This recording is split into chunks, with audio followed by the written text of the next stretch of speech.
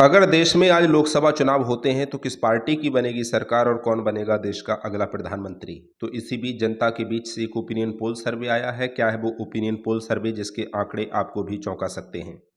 तो राज्यवार आंकड़े बताने से पहले आपको बता दें कि लोकसभा की कुल 543 सीटें हैं और किसी भी पार्टी को पूर्ण बहुमत की सरकार बनाने के लिए 272 सीटों की जरूरत होती है। तो जैसा कि आपको मालूम है 2024 के लोकसभा चुनावों में भारतीय जनता पार्टी ने सरकार बनाई थी, यानी पूर्ण बहुमत की सरकार नहीं बनी थी, लेकिन एनडीए गठबंधन ने सरकार बनाई थी। तो अगर आज की तारीख में लोकसभा चुनाव होते हैं तो किस पार्टी की बनेगी सरकार, आइए राज्यवार आंकड़े आपको बताते हैं। तो सबसे पहले हम बात करेंगे राजस्थान की। राजस्थान में लोकसभा की 25 सीटें हैं। अगर एनडीए की बात करें तो एनडीए के खाते में राजस्थान की 25 सीटों में से 16 सीटें जाने का अनुमान है। अगर इंडिया गठबंधन की बात की जाए तो इंडिया गठबंधन 9 सीटों के साथ बढ़त बनाता हुआ दिखाई दे रहा है, तो वहीं अन्य के खाते में यहां से कोई भी सीट जाने का अनुमान नहीं है। जैसा कि आपको मालूम है राजस्थान में भारतीय जनता पार्टी की सरकार है, तो ऐसे में अगर चुनाव होता है तो एनडीए के खाते में यहां से सबसे अधिक 16 सीटें राजस्थान से जाती हुई दिखाई दे रही हैं। उसके बाद हम बात करेंगे गुजरात की। गुजरात की अगर बात करें तो लोकसभा की कुल 26 सीटें हैं। जैसा कि आपको मालूम है कि गुजरात भारतीय जनता पार्टी का गढ़ माना जाता है, तो अगर एनडीए की बात की जाए तो एनडीए के खाते में गुजरात की 26 सीटों में से 15 सीटें जाने का अनुमान है। अगर इंडिया गठबंधन की बात की जाए तो इंडिया गठबंधन के खाते में 11 सीटें जाती हुई दिखाई दे रही हैं। वहीं अगर अन्य की बात करें तो अन्य का गुजरात से खाता खुलता हुआ दिखाई नहीं दे रहा है। अगला राज्य है छत्तीसगढ़। छत्तीसगढ़ में लोकसभा की 11 सीटें हैं। अगर एनडीए की बात करें तो एनडीए के खाते में यहां से 5 सीटें जाने का अनुमान है, तो वहीं इंडिया गठबंधन 6 सीटों के साथ बढ़त बनाता हुआ दिखाई दे रहा है। अगर अन्य की बात करें तो अन्य के खाते में छत्तीसगढ़ की 11 सीटों में से कोई भी सीट जाने का अनुमान नहीं है। अगला राज्य है झारखंड। झारखंड में लोकसभा की 14 सीटें हैं। अगर एनडीए की बात की जाए तो एनडीए के खाते में यहां से 6 सीटें जाने का अनुमान है, तो वहीं इंडिया गठबंधन के खाते में 8 सीटें जाती हुई दिखाई दे रही हैं। जैसा कि आपको मालूम है झारखंड में इंडिया गठबंधन की सरकार है, तो ऐसे में इंडिया गठबंधन के खाते में यहाँ से सबसे अधिक 8 सीटें जाने का अनुमान है। वहीं अगर अन्य की बात करें तो अन्य का यहाँ से खाता खुलता हुआ दिखाई नहीं दे रहा है। उसके बाद हम बात करेंगे कर्नाटक की। कर्नाटक में लोकसभा की कुल 28 सीटें हैं। अगर एनडीए की बात की जाए तो एनडीए के खाते में यहाँ से 6 सीटें जाने का अनुमान है, तो वहीं इंडिया गठबंधन के खाते में यहाँ से सबसे अधिक 19 सीटें जाती हुई दिखाई दे रही हैं। अगर अन्य की बात करें तो अन्य के खाते में कर्नाटक की 28 सीटों में से महज 3 सीट ही जाती हुई दिखाई दे रही हैं। अगला राज्य है आंध्र प्रदेश। आंध्र प्रदेश में लोकसभा की 25 सीटें हैं।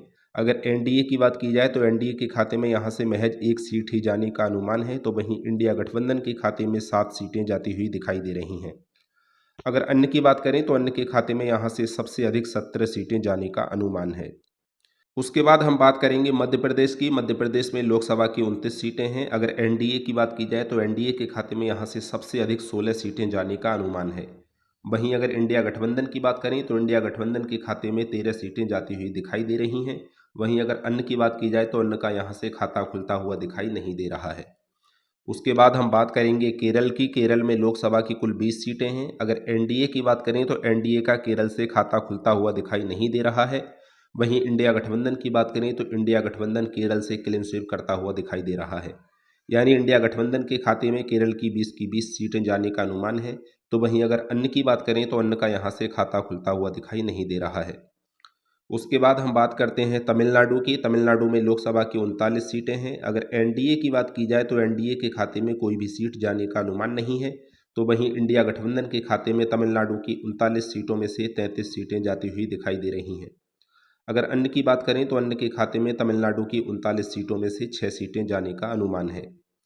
उसके बाद हम बात करते हैं देश के सबसे बड़े राज्य उत्तर प्रदेश की। उत्तर प्रदेश में लोकसभा की कुल 80 सीटें हैं। अगर एनडीए की बात करें तो एनडीए के खाते में यहाँ से 30 सीटें जाने का अनुमान है, तो वहीं इंडिया गठबंधन के खाते में 48 सीटें जाती हुई दिखाई दे रही हैं।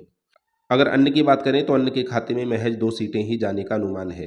अगला राज्य है महाराष्ट्र। महाराष्ट्र में लोकसभा की 48 सीटें हैं। अगर एनडीए की बात की जाए तो एनडीए के खाते में 23 और इंडिया गठबंधन के खाते में 24 सीटें जाने का अनुमान है। तो वहीं अगर अन्य की बात करें तो अन्य के खाते में महाराष्ट्र की 48 सीटों में से महज 1 सीट ही जाती हुई दिखाई दे रही है।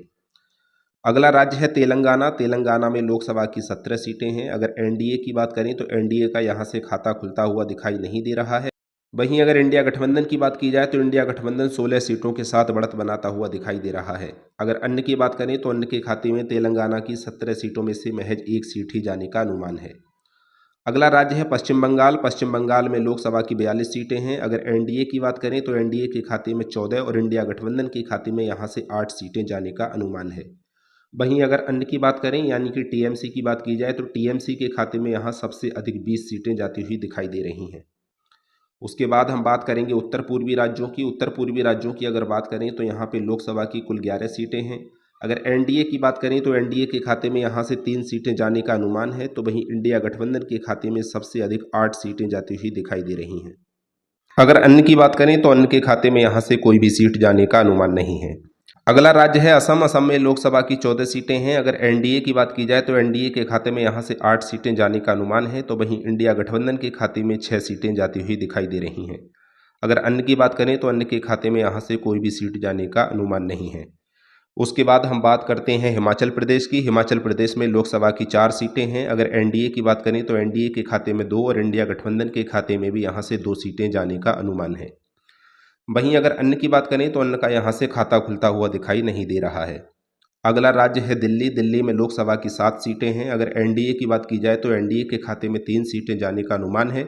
वहीं अगर इंडिया गठबंधन की बात की जाए तो इंडिया गठबंधन के खाते में दिल्ली की 7 सीटों में से 4 सीटें जाती हुई दिखाई दे रही हैं। अगर अन्य की बात करें तो अन्य का यहाँ से खाता खुलने का अनुमान नहीं है। उसके बाद हम बात करेंगे हरियाणा की। हरियाणा में लोकसभा की 10 सीटें हैं। अगर एनडीए की बात करें तो एनडीए के खाते में 6 और इंडिया गठबंधन के खाते में 4 सीटें जाने का अनुमान है। अगर अन्य की बात करें तो अन्य का हरियाणा से खाता खुलता हुआ दिखाई नहीं दे रहा है।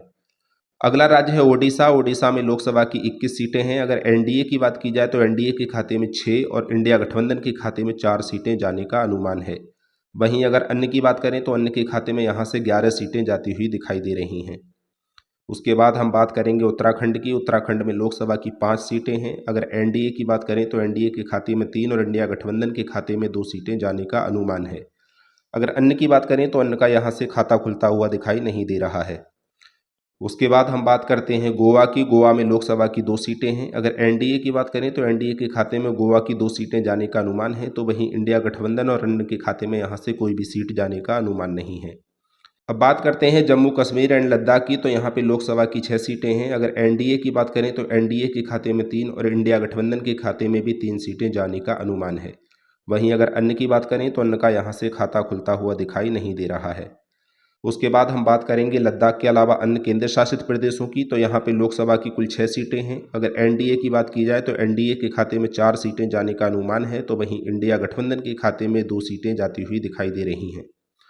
अगर अन्य की बात करें तो अन्य का यहाँ से खाता खुलने का अनुमान नहीं है। उसके बाद हम बात करेंगे बिहार की। बिहार में लोकसभा की 40 सीटें हैं। अगर एनडीए की बात की जाए तो एनडीए के खाते में यहाँ से सबसे अधिक 23 सीटें जाने का अनुमान है, तो वहीं इंडिया गठबंधन 17 सीटों के साथ बढ़त बनाता हुआ दिखाई दे रहा है। अगर अन्य की बात करें तो अन्य का यहाँ से खाता खुलने का अनुमान नहीं है। उसके बाद हम बात करेंगे पंजाब की। पंजाब में लोकसभा की 13 सीटें हैं। अगर एनडीए की बात करें तो एनडीए का यहाँ से खाता खुलता हुआ दिखाई नहीं दे रहा है, तो वहीं इंडिया गठबंधन के खाते में यहाँ से सबसे अधिक 11 सीटें जाती हुई दिखाई दे रही हैं। अगर अन्य की बात करें तो अन्य के खाते में यहाँ से 2 सीटें जाने का अनुमान है। तो जिस तरीके से आप देख रहे थे, ये ओपिनियन पोल के आंकड़े हैं कि किस पार्टी के खाते में कितनी सीटें जाने का अनुमान है। अब हम बात करते हैं कुल सीटों की। अगर कुल सीटों की बात करें तो एनडीए के खाते में 543 सीटों में से 195 सीटें जाने का अनुमान है, तो वहीं इंडिया गठबंधन के खाते में 285 सीटें जाती हुई दिखाई दे रही हैं। या यूं कहें कि इंडिया गठबंधन पूर्ण बहुमत की सरकार बनाता हुआ दिखाई दे रहा है। वहीं अगर अन्य की बात की जाए तो अन्य के खाते में 63 सीटें जाती हुई दिखाई दे रही हैं। तो जिस तरीके से आप देख रहे हैं, ये अनुमानित आंकड़े हैं, यानी ओपिनियन पोल के आंकड़े हैं कि किस पार्टी के खाते में कितनी सीटें जा रही हैं। वो तो जब चुनाव होगा तभी क्लियर हो पाएगा कि किस पार्टी की बनेगी सरकार और कौन बनेगा देश का अगला प्रधानमंत्री। फिलहाल इस वीडियो में इतना ही, और अधिक चुनावी अपडेट के लिए जुड़े रहिए हमारे साथ। वीडियो पसंद आया हो तो लाइक करें, चैनल को सब्सक्राइब करें, वीडियो को ज़्यादा से ज़्यादा शेयर करें।